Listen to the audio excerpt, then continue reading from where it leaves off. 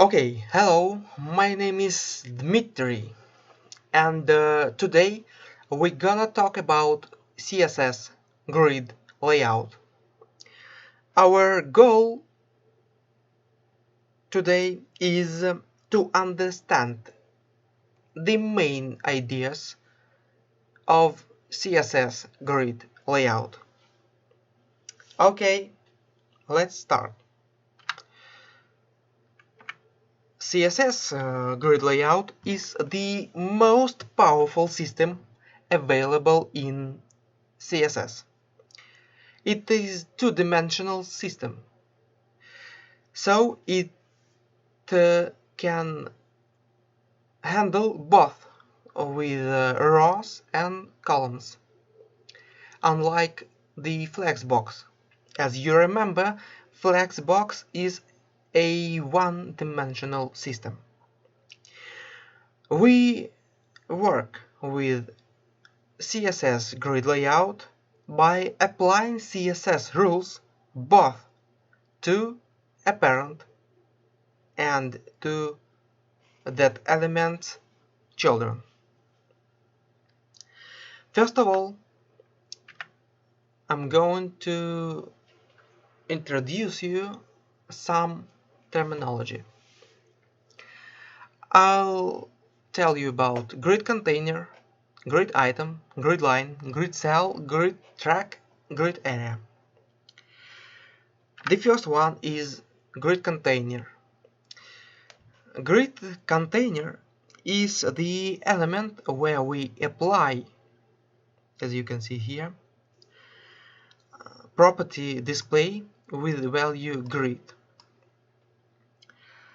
And in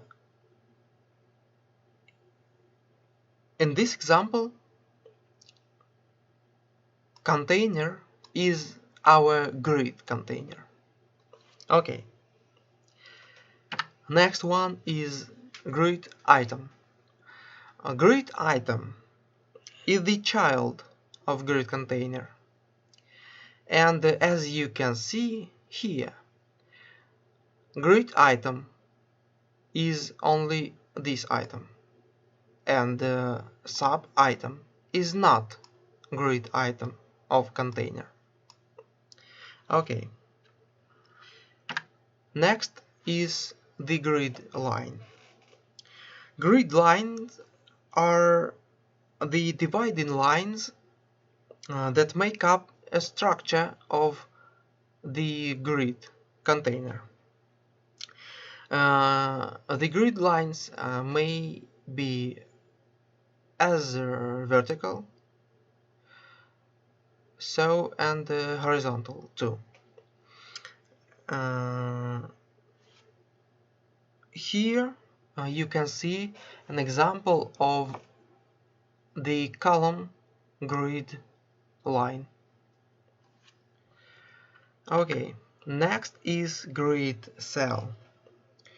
Grid cell is the space between two neighbor horizontal and two neighbor vertical lines.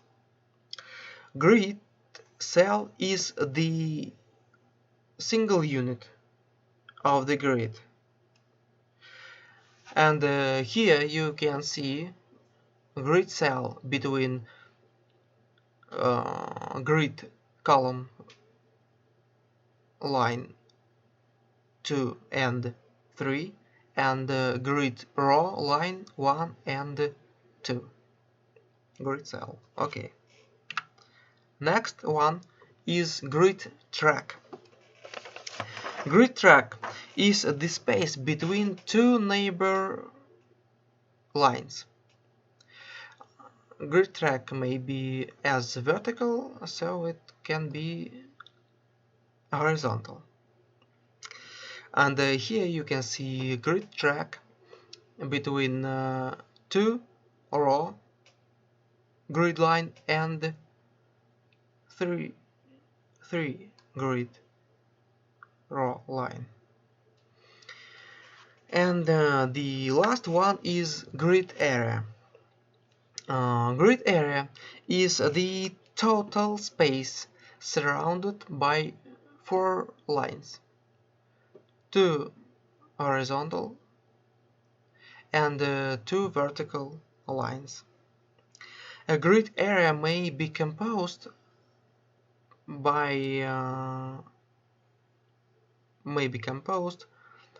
of any number of cells. As I mentioned before, grid layout allows to apply CSS rules to both parent and children elements. So let's take a look at the properties for the parent or grid container. And the first property is display. Value can be grid or inline grid. The next one is grid template columns and grid template rows. And these properties define the columns and rows of the grid. The value in this declaration can be track size and line name. Track size, as you can see in this example, can be length, percentage, or a fraction. About fraction, I'll tell you a little later. Okay, look at this picture. Here you can see the result of our declaration. In this line, we declare grid template columns. The first column is 40 pixels, as you can see here, and the second one is 50 pixels. So, and the third one is auto, and so on. In the next line, we declare grid template rows, and the first row is 25%, and the second one is 100 pixels, as you can see here. Okay, these numbers are names of grid lines. This row grid line is line 1. This row grid line is line 2. And as you can see, the number of line may be negative number. So it starts from the tail. Okay, next one, about line name. If you want to set a name for grid line, you write out name in square brackets, as you can see in this example. And we write out in the grid template columns, first line has name first. First row is size, column.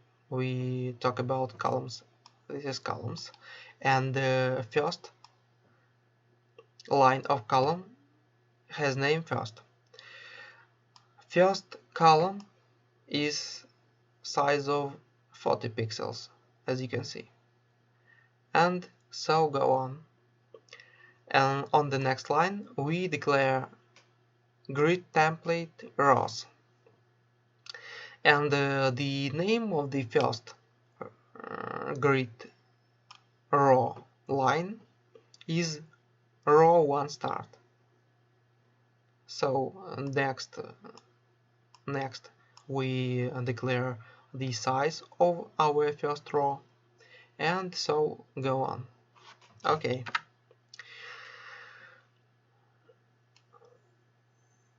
It's important to understand that grid line can have more than one name. In this example, you can see that our third line has two names. One name is row 1 end, and the second name is row 2 start. Okay.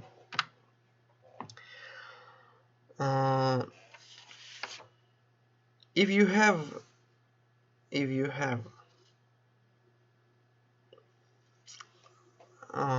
some kind of repeat in your declaration, you can use a repeat notation.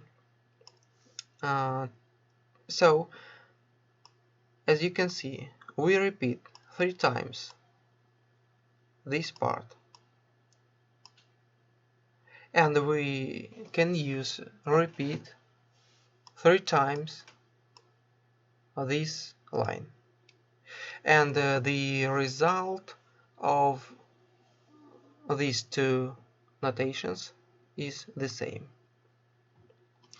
Okay, next I'll tell you about fraction.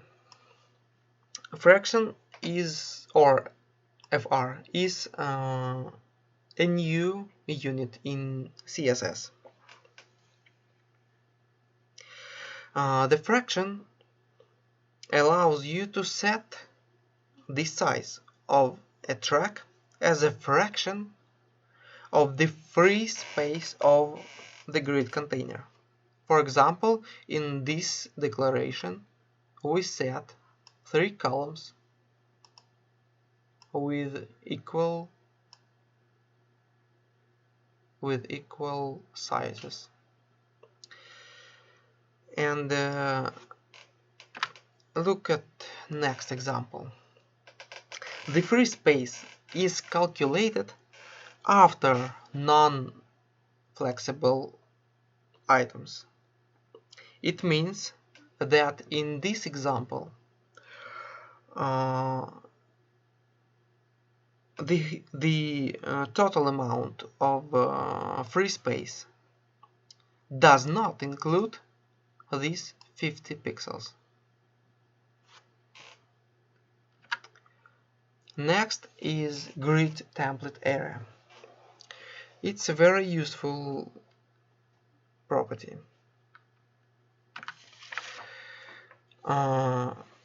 In simple words, we just declare grid template areas, write down names of our cells. For example, in the first line we have 4 cells, and then you declare grid area on the child and write out name of this cell. And this is a kind of visualization for our grid container. We can see the structure of our grid in this declaration. So let's take a look at the picture. As you can see, on the header we have 4 grid cells. 4 grid cells for the header. So we have header, and our header span 4 cells on the grid container. On the next line we have 2 cells of mine, then empty cell is a dot, and one cell is the sidebar. As you can see here, 2 cells for main, 1 empty cell, and 1 cell for sidebar. And on the bottom we have 4 cells for our footer, as you can see here. It's pretty simple to understand and it's very useful. Okay. Next properties are column gap and row gap. These properties set the size of the grid lines. As you can see here, we declare column gap 10 pixels and the column line size is 10 pixels. The same for row lines. Okay, pretty simple.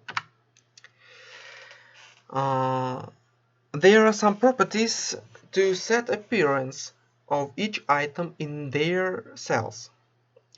Behavior of these properties is similar to flexbox properties. On the next step, we'll look at properties that you can declare on grid item. The main idea is to set behavior of a single grid item, and we are not going to talk about them this time. Okay, that's all main points about grid layout. Thanks for listening and goodbye.